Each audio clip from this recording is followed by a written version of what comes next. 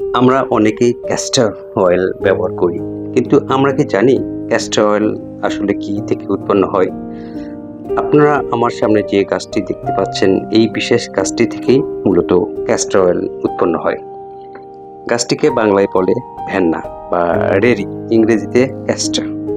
এই ক্যাস্টর থেকেই ক্যাস্টর অয়েলের নাম এসেছে। ক্যাস্টর অয়েল তৈরির প্রক্রিয়াটি একটু ভিন্ন। এর ফল যখন পেকে যায়, এখান থেকে এর বীজগুলো আলাদা করে নেওয়া হয়। আলাদা করে নেওয়ার পর বীজগুলো পানিসহ বড় পাতিলে সিদ্ধ করে আবার রোদে শুকানো হয়।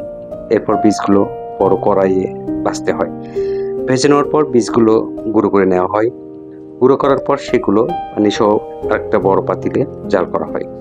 জাল করার এক পর্যায়ে পাতিলের ওপর তেল ভেসে ওঠে। এটাই মূলত ক্যাস্টর অয়েল। এটি দেখতে সয়াবিন তেলের মতো হলেও গন্ধ পুরোপুরি আলাদা।